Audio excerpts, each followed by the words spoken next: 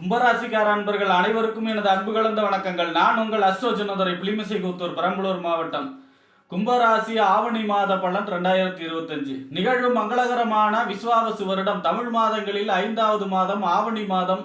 கும்பராசிக்காரர்களுக்கு எப்படிப்பட்ட கிரக நிலைகள் இருக்கிறது, அதனால் என்ன பலன்கள் ஏற்படும், இந்த மாதம் செய்யக்கூடிய வழிபாடுகள் என்ன, பரிகாரங்கள் என்ன, எந்தெந்த விஷயங்கள்ல கவனமாக இருக்க வேண்டும் என்பதையெல்லாம் பற்றி இந்த காணொலியிலே பார்ப்போம். இது போன்ற தொடர்ந்து தமிழ் மாத ராசி பலன்களை தெரிந்து கொள்ளவும், ஜோதிட தகவல்களை தெரிந்து கொள்ளவும் நமது சேனல் அஸ்ட்ரோ சின்னதுரை சப்ஸ்கிரைப் செய்து கொள்ளுங்க, லைக் பண்ணுங்க, நண்பர்களுக்கு ஷேர் பண்ணுங்க. அதாவது பாத்தீங்கன்னா சூரியன் தன்னுடைய சொந்த ராசியான சிம்மத்தில் சஞ்சரிக்கக்கூடிய காலம்தான் இந்த ஆவணி மாதம். ஆவணி மாதம் 6ஆம் தேதி பார்த்தீங்கன்னா வாஸ்து நாள். வீடு அதாவது கிரக ஆரம்பம், வீடு மனை கொள்வதற்கு, வீடு கட்டுவதற்கு, மனை கொள்வதற்கு மிகச்சிறப்பான நாள். அடுத்ததாக பார்த்தீங்கன்னா ஆவணி மாதம் 11ஆம் தேதி விநாயகர் சதுர்த்தி. அது அந்த தினம் விரதம் இருந்து விநாயக பெருமான், முழு முதற் கடவுளாகிய விநாயக பெருமானை வழிபாடு செய்யும் பொழுது நம்மளுடைய வாழ்க்கையில் ஏற்படக்கூடிய அனைத்து விதமான தடைகளும் விலகக்கூடிய நாள். அதாவது பார்த்தீங்கன்னா நவகிரகத்திலேயே கேது ஒரு இடத்துல இருக்கார் அப்படின்னா, ஒரு ராசி கட்டத்தில் இருக்காருன்னா எத்தனை கிரகம் இருந்தாலும் அந்த அத்தனை கிரகத்தோடையும் டாமினேஷன் பண்ணி இருக்கக்கூடிய கிரகம் கேது தான். அப்போ கேதுவோடைய அதிதேவதை விநாயகர்.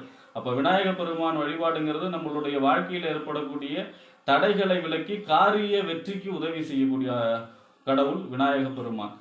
அடுத்ததாக பார்த்தீங்கன்னா ஆவணி மாதம் 22ஆம் தேதி சந்திர கிரகணம். சந்திரன் கிரகணம் இரவு 9:56 1:26 வரை சந்திர கிரகணம் இருக்கிறது. கர்ப்பிணி பெண்கள் கவனமாக இருக்க வேண்டும். அன்றைய தினம் கர்ப்பிணி பெண்கள் எந்த வேலைகளையும் செய்யக்கூடாது. முக்கியமாக காய்கறி நறுக்கிறது, இந்த மாதிரியான நறுக்குதல் சம்பந்தமான எந்த வேலையும் செய்யக்கூடாது, வெளியே வரக்கூடாது. அடுத்ததாக பார்த்தீங்கன்னா இந்த ஆவணி மாதங்கிறது சூரியன் நவகிரகத்துடைய தலைவன் சூரியன் ஆட்சி பெற்று சஞ்சரிக்கிற இந்த மாதத்துல தான் 4 நவகிரகங்கள் பிறந்தாங்க. அதாவது சனி, செவ்வாய், குரு, சுக்கிரன், இந்த 4 கிரகங்களும் பிறந்தது இந்த ஆவணி மாதம் தான். ஆக இப்படிப்பட்ட சிறப்பு வாய்ந்த இந்த ஆவணி மாதத்திலே கும்பராசியை பொறுத்த வரைக்கும் உங்கள் ராசிக்கு 3ஆம் இடம் முயற்சி ஸ்தானம், இளைய சகோதர ஸ்தானம், வெற்றி ஸ்தானம், கீர்த்தி ஸ்தானம், ஒப்பந்தம், கையெழுத்தெல்லாம் சொல்லக்கூடிய இடம். 3க்கும் 10ஆம் இடம் என்று சொல்லக்கூடிய தொழில், புகழ், அந்தஸ்து, கௌரவம். 10ஆம் இடத்துக்கு அதிபதி யாருன்னா செவ்வாய் உங்கள் ராசிக்கு 8ஆம் இடத்துல சஞ்சரிக்கிறார் இந்த ஆவணி மாதம் 28ஆம் தேதி வரை.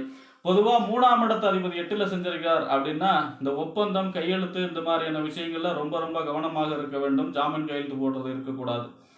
அடுத்ததாக இளைய சகோதரிடம் வாக்குவாதம் ஏற்படுவதற்கு வாய்ப்பு இருக்கிறது, கவனமாக இருக்க வேண்டும். அடுத்ததாக பார்த்தீங்கன்னா நம்மளுடைய அதாவது அக்கம் பக்கத்து வீட்டுக்காரவங்க அவங்கள்ட்ட கொஞ்சம் கவனமாக இருக்க வேண்டும். அவங்கள்ட்ட ஒரு சில பிரச்சனைகள் ஏற்படுவதற்கு வாய்ப்பு இருக்கிறது. அதே போல 10ஆம் இடத்து அதிபதி அவர் தான். 10ஆம் இடத்து அதிபதி 8ல் இருக்காருன்னா தொழில் போட்டிகள், பொறாமைகள், தொழில் சம்பந்தமான மறைமுக எதிர்ப்புகள் இருக்கக்கூடிய அமைப்பாக இருக்கும். ஆக இந்த மாதம் முருகப்பெருமானை வழிபாடு செய்வது கும்பராசியை பொறுத்த வரைக்கும் தொழில் சம்பந்தமான வளர்ச்சி, அதே போல தொழில் சம்பந்தமான பெரிய வெற்றியை கொடுக்கக்கூடிய அமைப்பாக இருக்கும். அடுத்ததாக பார்த்தீங்கன்னா உங்கள் ராசிக்கு 4ஆம் இடம், அதாவது தாயார் ஸ்தானம். அதாவது 4ஆம் இடங்கிறது வீடு, வண்டி, வாகனம், மனை, தாயார், சொத்து, சுகம், இதெல்லாம் சொல்லக்கூடிய இடம்.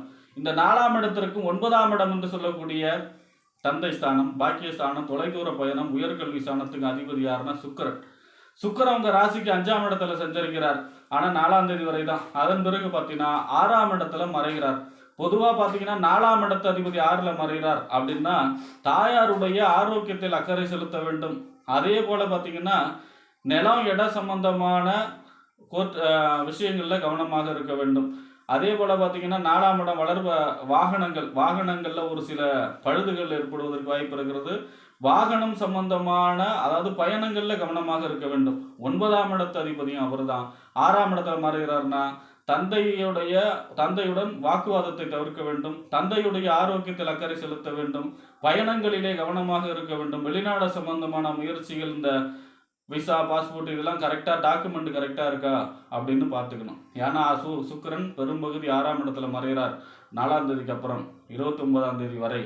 அப்போ பார்த்தீங்கன்னா மகாலட்சுமி வெள்ளிக்கிழமையிலே பெருமாள் கோயிலே தாயார் சன்னதிக்கு சென்று மகாலட்சுமியை வழிபாடு செய்யும் பொழுது யோககரமான மாதமாக அமையும். அடுத்ததாக பார்த்தீங்கன்னா உங்கள் ராசிக்கு 5ஆம் இடம் புத்திரஸ்தானம், புத்தி, சிந்தனை, செயல்திறன், பதவி, விளையாட்டு, இதெல்லாம் சொல்லக்கூடிய இடம். 5ஆம் இடத்திற்கும் 8ஆம் இடம் என்று சொல்லக்கூடிய மறைவு ஸ்தானத்துக்கு அதிபதி யாருன்னா புதன் உங்கள் ராசிக்கு 6ஆம் இடத்துல சஞ்சரிக்கிறார் 14ஆம் தேதி வரை. அதாவது பொதுவாக ஒரு மறைவு ஸ்தானாதிபதி மற்றொரு மறைவு ஸ்தானத்தில் இருந்தால் அதுக்கு பேர் விபரீத ராஜயோகம். கெட்டவன் கெட்டிடில் கிட்டிடும் ராஜயோகம். 8ஆம் இடத்து அதிபதி யாரில் இருக்காருன்னா எதிர்பாராத நன்மை, எதிர்பாராத அதிர்ஷ்டம், நோய் எதிரி ஒம்பு வழக்குகளெல்லாம் ஜெயிக்கக்கூடிய அமைப்பாக இருக்கும். ஆனால் அவர் தான் 5ஆம் இடத்து அதிபதி. 5ஆம் இடத்து அதிபதி யாரில் இருக்கார் அப்படின்னா வீட்டில் வயதானவர்களுடைய ஆரோக்கியத்தில் அக்கறை செலுத்த வேண்டும். அதே போல் பார்த்தீங்கன்னா வீட்டில் குழந்தைங்களுடைய ஆரோக்கியத்திலும் அக்கறை செலுத்த வேண்டும். அது அடுத்ததாக பார்த்தீங்கன்னா பூர்வீகம் சம்பந்தமான பூர்வீக நிலம் சம்பந்தமாக ஏதாவது பிரச்சனைகள் வருவதற்கு வாய்ப்பு இருக்கிறது. 14ஆம் தேதிக்கு அப்புறம் பார்த்தீங்கன்னா உங்கள் ராசிக்கு 7ஆம் இடத்துக்கு வந்துடுவார். அதாவது இந்த 5க்கு 8க்கு உடையவர் 7ஆம் இடத்துக்கு வந்துடுவார் 14ஆம் தேதிக்கு அப்புறம்.